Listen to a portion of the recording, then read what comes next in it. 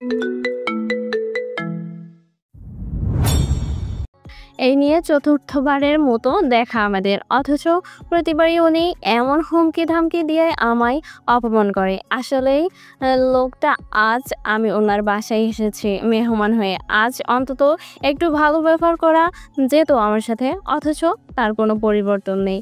আমি জড়ানো গলায় বললাম, হুমকি দিচ্ছেন? হুম, সত্যিটা বলছি।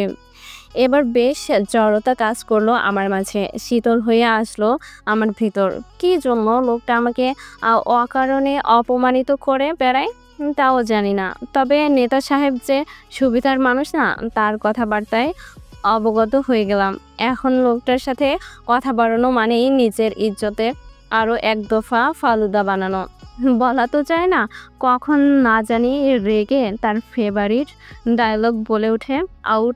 অন্যের বাড়িতে এসে যদি তার বাড়ির থেকে বেরিয়ে যেতে বলে, এর থেকে অপমান দুনিয়াতে আমার জন্য দ্বিতীয় কিছু হবে না বলে মনে হলো। এজন্য নিজের ইজ্জত বাঁচাতে লোকটার সাথে আর কথা বাড়াতে চাইলাম না। সে যা বলে তাই ঠিক। উনি যদি রিফাত ভাইকে আমার বয়ফ্রেন্ড ভাবে তাহলে সেটাই ঠিক, ওনার ভুল ভাঙানোর দরকার নেই, বরং ভালোই তার সামনে থেকে কেটে পড়াই উচিত মনে করে ভাষা ভাষা চোখে লোকটার দিকে তাকিয়ে মিহি স্বরে বললাম, আমি বরং যাই, আমার ভাইয়া অপেক্ষা করছে। আমার কথায় তেমন কিছু বলল না উনি, বরং কপাল কুঁচকে আমার চোখের দিকে তাকিয়ে রইল। লোকটার হঠাৎ তীক্ষ্ণ দৃষ্টিতে আমি বেশ ইতস্তত বোধ করলাম। এভাবে আমার চোখে তাকিয়ে কি দেখছে তাও বুঝতে না পেরে দৃষ্টি নত করলাম আমি। হালকা নড়েচড়ে এদিক সেদিক দৃষ্টি ঘুরিয়ে বললাম, আমি যাই। তৎক্ষণাৎ লোকটার গম্ভীর কণ্ঠ আসলো আমার কানে, লুক অ্যাট মি। চমকে ওনার দিকে তাকালাম। ওনার কথা মানে বুঝতে না পেরে অবুঝ হলে বললাম, জি? তোমার চোখের ওইটা কি? ওনার কথায় তৎক্ষণাৎ হাত গেল চোখে। ভাবলাম হয়তো কিছু চোখের ওপর পড়েছে, এজন্য উনি বলছে চোখে কি। আমি নিজের চোখের উপর আলতো হাত বুলিয়ে জিজ্ঞাসা করলাম, কোনটা? আমার কথায় উনি উত্তর না করে চুপ করে রইল। তবে ওনার তীক্ষ্ণ দৃষ্টি তখনও আমার ডান চোখের ভেতরে। তার তীক্ষ্ণ দৃষ্টি অদ্ভুত ঠেকলো আমার কাছে। আমি লোকটার দৃষ্টির মাঝে আবারও চোখে হাত বুলিয়ে একই প্রশ্ন করলাম, কোনটা? আউট। বেশ চমকে উঠলাম আমি। আউট মানে? এবার আমি কি করেছি? হঠাৎ কি হলো ওনার? অবাক হয়ে বললাম, মানে? আমি I say out of my home. এবার বেশ কিছুটা জোরে হুঙ্কার ছাড়লো আমার উদ্দেশ্যে। ওনার হঠাৎ হুঙ্কার ছাড়ার কথায় মুহূর্তে কেঁপে উঠলাম আমি। অপমানের ঘোরে চোখের জল গড়ালো তৎক্ষণাৎ। অতি কষ্ট চেপে রাখার অভিজ্ঞতা নেই আমার, তাই বৃথা চেষ্টা করে দুহাতে মুখ চেপে ধরলাম কান্না থামেরে, কিন্তু ততক্ষণে আমার হিচকে উঠে যায়। হালকা শরীর নড়ে উঠছিল আমার অনবরত হিচকিতে, কিন্তু তারপরেও তীব্র কান্নায় জায়গা ছেড়ে চলে যেতে পারছিলাম না অপমানে লজ্জিত হয়ে। আমার হঠাৎ কান্নায় যেন রাগটা আরও বাড়লো ওনার, তাই দুহাত মুষ্টিবদ্ধ করে দাঁতে দাঁত চেপে আমার উদ্দেশ্য শুধালো, বেয়াদব। কথাটা বলে আর দাঁড়ালো না, যে পথে এসেছিল সেই পথে ধরে ততক্ষণে চলেও গেল তীর মেজাজ। এই লোকটা যত রাগ সব কেন আমার জন্য হয় তাও জানি না, আর এখনই বা কেন হঠাৎ করে আমার উপরে রেঙে গেল তাও বুঝলাম না। অপমানের ঘোরে ততক্ষণে আমার কান্নার বেগটা না চাইতেও যেন আরও বেড়ে গেল। আমি কিছু না করেও লোকটার কাছ থেকে বেয়াদব ট্যাগ পেলাম, অথচ লোকটা বারবার আমাকে অপমান করেও তিনি আদব কায়দার মানুষ আর আমি বেয়াদব। সেদিন প্রচণ্ড অপমানিত হয়ে রিফাত ভাইকে নিয়ে ফিরেছিলাম বাসায়। আমার সঙ্গে অবশ্য জুই ছিল। আরিফ ভাইয়া আমাদের সাথে আসতে পারেনি, কারণ কোচিংয়ের স্যাররা নাকি কি আলোচনা সভা করবে রিদ খানের পরিবারের সাথে, এজন্য আরিফ ভাইয়া সেদিন বেশ রাতে ফিরেছিল সেখান থেকে। কিন্তু আমার কান্নাকাটি দেখে রিফাত ভাইকে দিয়ে জুইকে তখনই পাঠিয়ে দিয়েছিলাম বাসায় আমার সাথে। আমার হঠাৎ কান্নার কারণটা অবশ্য জানতে চেয়েছিল সবাই। উত্তরের আমি শুধু পেটে ব্যথার কারণ বলে চালিয়ে দিয়েছিলাম। তখন রিদ খানের দাদা বাড়ি থেকে আসার সময় রিদ খানকে আর কোথাও দেখিনি। এখনও তার সাথে আমার দেখা হয় না। সেদিনের অপমানের কথা আমি ভুলিনি। এজন্য অদৃশ্য অপছন্দের দেয়াল তৈরি হয়েছে হৃদ খানের প্রতি আমার। বলতে গেলে প্রচণ্ড অপছন্দের অনীহার মানুষ হৃদ খান আমার জীবনের। এজন্য তাকে ঘিরে আজকাল আমার মধ্যে তিক্ততায় কাজ করে। তাছাড়া সেদিনের পর থেকে হৃদ খানের সাথে আমার দেখা হয় নাই আজ 14 দিন। ওনাদের বাড়ি থেকে আসার একদিন পরই ওনাকে আমাদের কলেজের গাড়ি নিয়ে ঢুকতে দেখেছিলাম আমি। কী কাজে এসেছিল জানি না, তবে চলে যাওয়ার সময় প্রিন্সিপাল স্যারকে দেখলাম, সাথে আমাকে অবশ্য দেখেনি, কারণ আমি আমার ক্লাসে ছিলাম 3য় তলা ভবনের 2য় তলায় বারান্দায় বান্ধবীদের সাথে দাঁড়িয়েছিলাম বলে ওনাকে দেখতে পেরেছিলাম। তবে ওনাকে দেখে আমি নিজেকে যতটা পারি আড়াল করে রেখেছিলাম, কারণ আমার ছোট্ট মনে বেশ অনীহা ঝং ধরেছিল হৃদ খানের জন্য। বিশেষ করে লাস্ট যখন ওনার বাড়ি থেকে আমাকে অপমান করে বেরিয়ে যেতে বললো, তখন থেকেই। এরপর থেকে হৃদ খানকে নিয়ে আর ভাবতে বসিনি আমি। তবে এসবের মধ্যেও আমার অচেনা স্বামীর খোঁজ করেছিলাম আমি। দুর্ভাগ্যবশত তার খোঁজ আজও পেলাম না, কারণ হাফিজ সাহেবের নাম্বার এখনও বন্ধ পাচ্ছিলাম। তাই হতাশায় আজকাল হাফিজ সাহেবকেও কল করা কমিয়ে দিলাম। বলতে গেলে একেবারে কল করা হয় না ওনাকে। তবে মনে মনে ঠিক করলাম, এবার বাড়িতে গেলে বান্ধবীদের নিয়ে আবারও যাব নরসিংদী হাফিজ সাহেবের বাড়িতে। এবার হাফিজ সাহেব খোঁজ করব সুমনের থেকে। কেন হাফিজ সাহেবের নাম্বারে কল যায় না সেটাও জানতে চাইব। তবে এবার হাফিজ সাহেবের খোঁজ একা করব না, সাথে সুমন নামক ছেলেটির ফোন নাম্বারটাও নিয়ে আসবো। কারণ আজ যদি সুমন নামক ছেলেটির নাম্বারটা বুদ্ধি করে নিয়ে আসতাম, তাহলে এখন ফোন করে অবশ্যই জানতে পারতাম তার বাবার ফোনে কল যায় না কেন। সেটা আসলে চোর গেলে বুদ্ধি হয়, একটা কথা আছে, ঠিক তেমনই হয়েছে আমার বিষয়ে। আমার কেউ বুদ্ধি করে সুমন নামক ছেলেটির নাম্বার নিইনি। ভাবলাম যেখানে হাফিজ সাহেবের নাম্বার আছে সেখানে অযথা সুমনের নাম্বার দেখিয়ে পড়বো। অথচ এখন বুঝতে পারছি আসলে সবই প্রয়োজন হয়। তখন বোকামি না করলে এখন আবারও যেতে হতো না নরসিংদী। এজন্য আজকাল আমার টিফিনের টাকাগুলো না খেয়ে জমিয়ে রাখছি ছোট্ট পার্সের। সবার নরসিংদী যাতায়াত ভাড়া, দুপুরে খাবার বিল সব আমি দিব বলে। যেহেতু আমার প্রয়োজনে সবাই যাবে, সেজন্য বারবার ওদের পকেটের টাকা কেন খরচ করবে আমার জন্য? অবশ্য আমার তাদের খরচ বহন করা উচিত। কেউ তো আর রুচি করে না, তাই না? বিয়ে মানেই আনন্দমহল, এক গাদা কাজিনদের নিয়ে হই হুল্লোড় মাতামাতি পরিবেশ।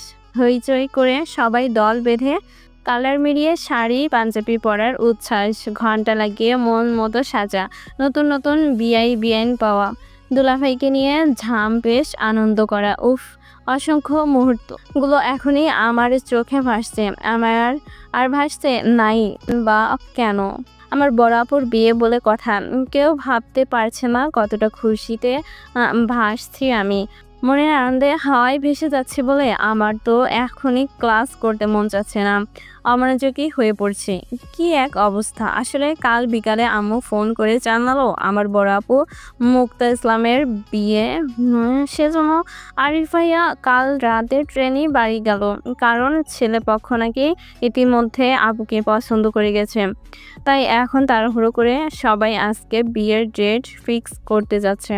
এজন্য মূলত বড় ভাই হিসাবে আরিফ ভাইয়ার বাড়িতে আর্জেন্টলি যাওয়া আর কি। আম্মু আরও জানালো সব কিছু ঠিকঠাক থাকলে এই মাসে আপুর বিয়ের ডেট ফিক্স করবে। ছেলের পরিবার ভালো, ছেলে ভালো, এজন্য কারো আপত্তি নেই কোনো কিছুতে। বিয়েটার কথা শুনে আমি আর তো পারি না, এখনই উড়ে চলে যাই বাড়িতে। কিন্তু আমার আব্বু কড়া নিষেধ, পড়ালেখা ছেড়ে ক্লাস মিস দিয়ে কোনোভাবেই বাড়িতে যাওয়া চলবে না। যেতে হলে অবশ্যই বিয়ের একদিন আগে যেতে হবে আমাদের, আর নয়তো না। উফ, এত কড়াকড়ি নিষেধাজ্ঞা মানা যায় বলেন? মানুষ আনন্দের মুহূর্তগুলো কি হিসাব করে পালন করবে? আমি এখন আনন্দ করতে না পারলে বুড়ো বয়সে কি আমার মন চাইবে এসবের জন্য? হ্যাঁ, এই দিনটা আমি আর পাবো না।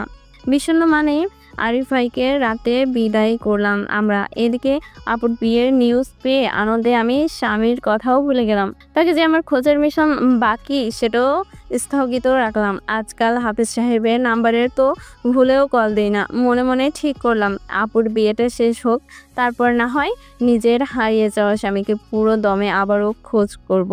এখন থাক। আমার আজও মনে পড়ে সেদিনকার কথা গুলো। আপুর বিয়ের জন্য স্বামীকে খুঁজবো না বলে আমার থাক কথায় চিন্তা ভাবনাটা ছিল আমার জন্য চরম ভুল। এজন্য আমি অনেক পরে জানতে পেরেছিলাম আমার এই থাক কথাটার ভিত্তিতে ধরে অনেকেই কতটা হেনস্থ হতে হয়েছিল। অবশ্য এর কুফল হিসাবে আমিও ছাড় পাইনি, কতটা ভুক্তভোগী হয়েছিলাম সে কথা মনে পড়লে আজও আফসোস হয়। আমাকে কত কিছুই না সহ্য করতে হয়েছিল এই ব্যাপারে, সেটা একমাত্র আমিই জানি। উফ, কি এক ঘাড় দেরা মানুষ, না মুখে কিছু বলবে আর না আমাকে সহজে ছাড় দিবে। কোনো কিছু মন মতো না হলে আমার সাথে ঘাড় তেরামি শুরু করবে, যতক্ষণ না পর্যন্ত তার মন মতো হচ্ছে সব কিছু। মোট কথা তেরামি আরেক নামই হলো আমার ব্যক্তিগত সে। দুপুরে তপ্ত রোদে যখন চারপাশের সব কিছু খা করছিল, সেই তপ্ত রোদের অতিষ্ঠ হয়ে একদল শিক্ষার্থীরা ক্যান্টিনে বসে আড্ডা দিচ্ছে হাতে স্পিরিট ক্যান নিয়ে। টেবিলে গোল করে সিনিয়র ছাত্রছাত্রীরা বসে আড্ডার আসর মেতে। সিনিয়রদের ভিড়ে আমরা জুনিয়ররা মোটামুটি শান্তভাবেই বসে আছি খাবার অর্ডার দিয়ে। আসলে এই মুহূর্তে কলেজ ক্যান্টিনে বসে আছি আমি। আমার সাথে একই টেবিলে জুই, শ্রেয়া আর নাদিয়া বসা। নাদিয়া আমাদের নতুন ফ্রেন্ড, কিছুদিন হলো সে আমাদের সাথে উঠা বসা করছে। মেয়েটা খুব ভালো, ওর সঙ্গ ও আমাদের অনেক হাসায়, তার জন্য হুট করে ফ্রেন্ড বানিয়ে ফেলা। আমাদের এখন টিফিন টাইম চলছে। বর্তমান সময় 12:45। টিফিন টাইম শেষ 1:30। আমাদের হাতে আরও 45 মিনিট সময় আছে বলেই সবাই কলেজে ক্যান্টিনে বসে যে যেটা পারছে অর্ডার করছে। আমিও খাবো, তবে সেটা আমার টিফিন বক্সের আনা নুডলস হবে। বাকিরা সবাই সিঙ্গারা, সমোসা, ঠান্ডা বা কোল্ড কফি অর্ডার করেছে নিজেদের জন্য। আমি বাসা থেকে টিফিন নিয়ে আসার প্রধান কারণ হলো নিজের পকেটে খরচ জমাচ্ছি স্বামীকে খোঁজার জন্য। এজন্য গাড়ি ভাড়া ছাড়া বাড়তি 1 টাকাও খরচ করি না। এদিকে সেদিকে কিন্তু জুই কোনো টিফিন বক্সের বহন করে না, কারণ ওর পকেটের খরচ টাকা সবটাই ক্যান্টিনে বসে খরচ করে। তবে ও একা নিজের জন্য কোনো কিছু অর্ডার করে না, আমার জন্য সমান সমান অর্ডার দেয় সব কিছু। ঠান্ডা অর্ডার করলে 2টো করবে, কোল্ড কফি অর্ডার করলে 2টো করবে, আবার সিঙ্গারা অর্ডার করলেও আমার জন্য সমান সমান করে অর্ডার করবে। এজন্য মূলত আমি নিজের পকেটের টাকা বাঁচিয়ে রাখতে পারি। বড় বোন থাকলে এই একটা সুবিধা নেওয়া যায় ওদের থেকে। হোক জুই আমার 6 মাসের বড়, তাতে কি? বড় বোনের দায়িত্ব পালন করতে বিন্দুমাত্র পিছুপা হয় না ও। খাবার অর্ডার করেই সবাই বসেছিলাম। আমি আশেপাশে একটু তাকিয়ে ব্যাগ থেকে টিফিন বক্সটা বের করে টেবিলের উপর রাখতে শ্রেয়া আমার হাত থেকে টিফিন বক্সটা কেড়ে নিজের কাছে নিতে নিতে বলল, আজ কি এনেছিস তুই? আমি কি বলার আগেই জুই বলল, নুডলস বানিয়েছিল সকালে, দে একটা চামচ দে তো। আমি ব্যাগ খুলে এক্সট্রা 4টা চামচ বের করলাম, কারণ রোজকার কাণ্ড এটা। আমাদের একা টিফিন বক্স 4 জন ভাগ করে খাই। আমি চামচ বের করে 3 জনকে 3টা দিয়ে নিজের জন্য 1টা রাখলাম। আমার ব্যাগটা পাশেই চেয়ারে রেখে ওদের দিকে তাকাতেই দেখলাম সবাই ইতিমধ্যে খাওয়া শুরু করে দিয়েছে। টেবিলের মধ্যস্থলে বক্সটা রেখে আমি সেখান থেকে 1 চামচ নিয়ে মুখে তুলতে নাদিয়া নুডলস খেতে খেতে বলল, মায়া কাল পিঠা বানিয়ে আনিস তো টিফিন বক্সে করে। জুই বক্স থেকে 1 চামচ নুডলস মুখে দিতে দিতে নাদিয়ার কথায় উত্তর করলো, ও পিঠা পছন্দ করে না, এজন্য ও পিঠা খায়ও না, বানায়ও না। জুয়ের কথায় আহাজারি করে বলে উঠল শ্রেয়া, কি সর্বনাশ, পিঠা পছন্দ করে না এমন পাবলিক আছে দুনিয়াতে? এই মায়া, তুই পিঠা পছন্দ করিস না কেন? শ্রেয়ার আহাজারিতে নুডলস চিবাতে চিবাতে বললাম, কোনো কারণ নেই, এমনিই ভালো লাগে না আর কি। কি বলিস এসব দোস্ত? তাহলে তো এই চট্টগ্রামের স্থানীয় পোলাপানিদের সাথে প্রেম আর বিয়ে দুটোই করতে পারবি না, দুটোতেই তোর জন্য হরতাল। এত বড় কলেজে পড়েও যদি চট্টগ্রামের একটা প্রেম করতে না পারিস তাহলে ইজ্জত থাকবে বল? সিয়ার কথায় নাদিয়াও সম্মতি জানায়, কথাগুলো বলল, কারণ দুজনেই চট্টগ্রামের স্থানীয় বাসিন্দা। তবে জুই খানিকটা আপত্তি করে নাদিয়ার কথায় উত্তরে বলল, পিঠার সাথে প্রেম বিয়ের কি সম্পর্ক ওর? জুয়ের কথায় আমি সহমত প্রকাশ করলাম না, বরং চুপ থেকে নাদিয়ার কথার মানে খানিকটা বুঝতে পারলাম, কারণ আমাদের নিজের নানু বাড়িও এই চট্টগ্রামে, এজন্য আমি জানি চট্টগ্রামের কালচার কেমন, এর যে কতটা সমাজবাদী মানুষ সেটা আর না বললাম। এখানে স্থানীয় মানুষদের ভাড়াটিয়ারা জমিদার বলে সম্বোধন করে, অহংকার তাদের রক্তের শিরায় শিরায় ধার্য। সিয়ার নুডলস চিবোতে চিবোতে জুইয়ের কথায় উত্তরে বলে, পিঠার সাথে মায়ের কোনো সম্পর্ক নাই, থাকতে পারে, তবে পিঠার সাথে এই চট্টগ্রামের বাসির গভীর সম্পর্ক রয়েছে বুঝলি। চট্টগ্রামে এমন কোনো পাবলিক খুঁজে পাবি না তুই যারা পিঠা পছন্দ করে না। এমনকি চট্টগ্রামের বিশেষ স্মৃতি হলো তারা মেহমানদারি করতেও সর্বপ্রথম তোকে পিঠার নাস্তা দিবে বিভিন্ন রকমের। এখানে তুই যত বেশি পিঠার আইটেম বানিয়ে মেহমানদারি করবি তুই তত বেশি সমাজওয়ালা লোক হবি। অন্যান্য এলাকার মানুষ শখের বসে বা মন চাইলে মাসে বছরের বা পিঠার সিজনে পিঠা বানিয়ে তারা খেতে স্বাচ্ছন্দ্য বোধ করে, কিন্তু এই চট্টগ্রামের মানুষদের বাসায় তুই অতি 12 মাস পিঠার উৎসব পাবি।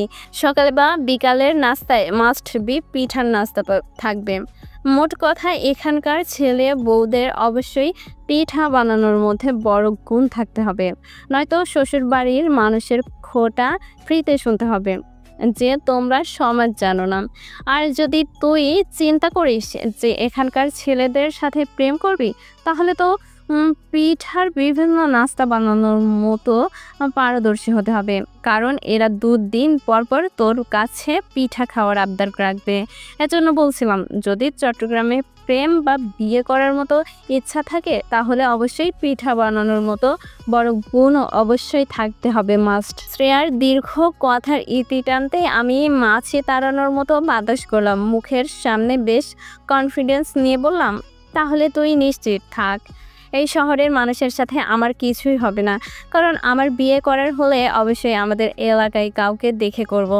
আমি হলাম কামচোর মানুষ, পিঠা বানানোর মতো এত বড় রিস্ক কখনোই আমি নিতে পারবো না দোস্ত। তাছাড়া ধ্রুম শব্দে টেবিল সহ নুডলসের বাটি ছিটকে পড়লো আমার গায়ে, চেয়ার সহ তৎক্ষণাৎ উল্টে পড়লাম ফ্লোরে, আমার কোমরের উপরে পড়লো কাঠের টেবিল, আহত হলাম বেশ ব্যথায়।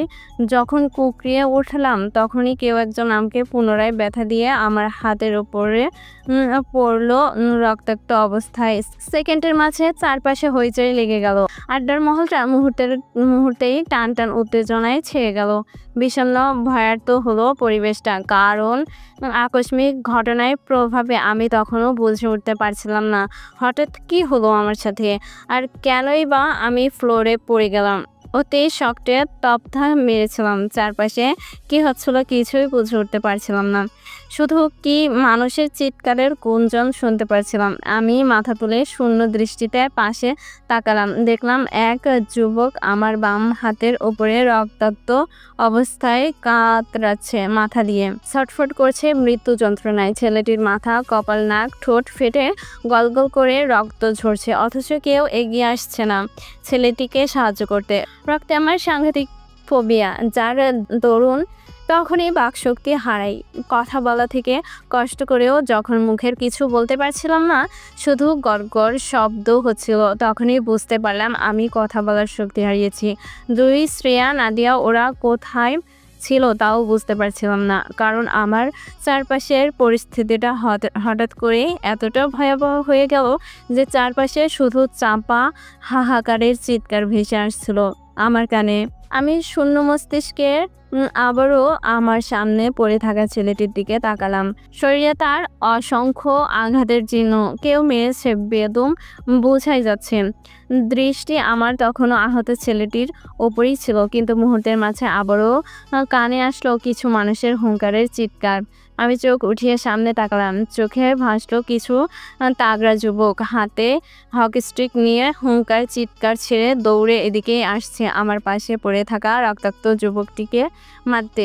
নির্বাক বাকরুদ্ধ ভাষাহীন আমি তখনও নিশ্চল শরীরে জায়গায় উপর হয়ে পড়ে রইলাম, অতি শব্দে। আমি এতটাই হতভম্ব হয়ে পড়েছিলাম যে আমাকে এখান থেকে পালানো উচিত সেটাও মাথায় কাজ করছিল না। বলতে গেলে তবদা মেরেছিলাম। আশেপাশে কি হচ্ছিল তখনও মাথায় ঢুকছিল না কিছু। অতি শক্তে কেমন পাথর মূর্তি হয়ে গেলাম। আমার কপালের ঘাম আর চোখের পানি দুটোই এক হয়ে ঝরতে লাগলো চিবুক বেয়ে। আর দৃষ্টি তখনও আমার পাশে ছটফট করা শরীরের উপর। কি বেদম নির্দয়ভাবে পেটানো হচ্ছে তাকে হকিস্টিক দিয়ে। 7-8জন ছেলে লাগাতার একের পর এক আঘাত করছে দু হাতে হকিস্টিক তুলে পিটিয়ে, অথচ আমি তাদের পাশেই পড়েছিলাম। সব কিছু এত দ্রুত ঘটেছে যে আমি সুস্থ মস্তিষ্কে কিছু ভাবার মতো সময় পাইনি। তবে একটা সময় দেখলাম সব কিছু কেমন শান্ত হয়ে গেছে। রক্তাক্ত ছেলেটাকেও আর পেটানো হচ্ছে না। সবাই কেমন দুপাশ থেকে দাঁড়ালো আহতের ছেলেটিকে ঘিরে, যেন কারো আসার জন্য অপেক্ষা তাদের। ঠিক তারপর মুহূর্তেই বুঝলাম আমার উপর থেকে কারা যেন কাঠের শক্ত চেয়ারটা সরিয়ে আমাকে টেনে ধরে ফ্লোরের থেকে উঠাচ্ছে। আমি বাকরুদ্ধ হয়ে শূন্য চোখে পাশে তাকিয়ে দেখলাম জুই কান্নাকাটি করছে আমাকে আঁকড়ে ধরে। হঠাৎ জুই কেন কাঁদছে তখনও বুঝলাম না, তবে আমি দাঁড়ানোর শক্তি পাচ্ছিলাম না। হয়তো পায়ে আর কোমরে লোহার আর কাঠের সংমিশ্রণের টেবিল চেয়ারের ভারী খেয়েছি বলে এজন্য জুইয়ের সাথে সাথে আমাকে আঁকড়ে ধরলো শ্রেয়া আর নাদিয়াম। টেনশনে জুই বারবার কাঁদতে কাঁদতে শ্রেয়াকে কিছু একটা বলছিল। আমি কথাগুলো শুনতে পারছিলাম না, কিন্তু বুঝতে পারছিলাম না। জুই বারবার বলছিল শ্রেয়া এখান থেকে ওকে বের করতে হবে, অনেকটা রক্ত বের হচ্ছে ওর, প্লিজ কিছু একটা কর, ওর রক্ত ফোবিয়ার আছে, বেশিক্ষণ এখানে থাকলে সমস্যা হবে। জুইয়ের আহাজারির কথাগুলো কানে আসছিল, কিন্তু বোঝার মতো পরিস্থিতিতে ছিলাম না, কারণ আমার দৃষ্টি তখনও গিয়ে ঠেকলো সামনের গম্ভীর মুখের দিকে, রিদ খানের উপর। কি দারুণ শান্ত ও গম্ভীর তার মুখখানা। ওনাকে দেখে মনে হচ্ছে এখানে বর্তমান পরিবেশটাও বেশ শান্ত ও শীতল, এজন্য তিনি গম্ভীর মুখে শোক পালন করছেন এখন। অথচ ওনার বাম হাত থেকে গলগল করে রক্ত ঝরছিল। ধবধবে সাদা পাঞ্জাবিটাও রক্তের ছিটায় রঞ্জিত। নিশ্চয়ই মারামারি করতে গিয়ে এই অবস্থা হয়েছে তার। হবার কথা। আমার সাথে প্রথম দেখার দিনই ওনার দাদা বলেছিল রিদ খানের মুখ কম, হাত চলে বেশি। আজ তো তা নিজ চোখে দেখলাম। উনি হয়তো তখনও আমাকে লক্ষ্য করেনি। ওনার পিছনে বেশ কিছু বডিগার্ড সহ আসিফ নামক লোকটা দাঁড়িয়ে। তখনই হকিস্টিক হাতে এক যুবক রিদ খানের উদ্দেশ্যে বলে উঠল, ভাই একবার বলেন এর কি করব? শালারে পুলিশের দিয়া কিছু হবে না, 2 দিন পর ঠিকই বের হয়ে যাবে। তার চেয়ে বলেন ওরে মেরে ফেলি। শালার সাহস কিভাবে হয় আপনার আঘাত করার? একজন কথায় সায় জানালো, আরেকজন পাশ থেকে অন্যজন ঠিক একই ক্ষিপ্ত ভঙ্গিতে ওনার উদ্দেশ্য বলল, জি ভাই, শুধু একবার বলেন। শালার 20 দাঁত বাইর কইরা মাইরা, হ্যাঁ কত বড় সাহস, আপনারে মারতে আসে, আবার আপনার বাপের সাথেও বেয়াদবি করছে। শালারে মন তো চাচ্ছে। ছেলেটির কথা থামতে হই হুল্লোড় করে বাকিরাও সম্মতি দিল। আহত ছেলেটিকে পুনরায় এলোপাথারি লাথি মেরে আঘাত করতে নিষেধ করলো উনি। বেশ শান্ত দৃষ্টিতে রক্তাক্ত ছেলেটির দিকে তাকিয়ে বেশ গম্ভীর মুখে ডান হাত দিয়ে বাম হাতের পাঞ্জাবি হাতা গুটাতে গুটাতে বলল, দেখ আমি সহজ সরল মানুষ, বেশি কাহিনী পর্যন্ত যাই না, এমনি আমার সমাজে বদনাম। তাছাড়া মানুষ নিজের এলাকায় সবাই বাঘ হয়, কিন্তু সিংহ তো তখনই হবি যখন তোরা একে ওকে ওর এলাকায় ওরই নেতার দুয়ারে গিয়ে মেরে আসবি। আমার মনে হয় আমার ছেলেরা সিংহের থেকে কম নয়। বাকি তোদের সেফটি সিকিউরিটি আমার হাতে। রিদ খানের বলতে দেরি, হই হুল্লোড়ে করে ছেলেরা সম্মতি জানাতে দেরি হয়নি। কি নিদারুণ নিষ্ঠুর মানুষ রিদ খান। কারো আঘাতেও মন নরম হলো না ওনার। অঝোর রক্তের স্রোতে দেখেও বিন্দুমাত্র ঘাম ঝরল না তার কপাল বেয়ে। কতটা পারদর্শী হলে মানুষ এমন শক্তপোক্ত হয়ে দাঁড়িয়ে থাকতে পারে তা আমার জানা নেই। ওনার লাঠিয়াল বাহিনী যখন আহত ছেলেটিকে ধরাধরি করে তুলে নিয়ে যাচ্ছিল তখনই ওনার বেখেয়ালি দৃষ্টিতে ভিড়লাম আমি। সে আরও কিছু বলতে গিয়েও থেমে গেল আমাকে দেখে। তার শান্ত দৃষ্টি হঠাৎ কুঁচকে এলো যখন দেখলো আমাকে জুই, শ্রেয়া আর নাদিয়ার আঁকড়ে ধরে দাঁড়িয়ে আছে। তখন তার তীক্ষ্ণ দৃষ্টি আবারও ঘোরালো আমার পা থেকে মাথা অবধি। হয়তো দেখছে তার দয়ায় আমার আহত শরীরটা পরিণতি। এবার নিশ্চয়ই খুশি হবেন তিনি।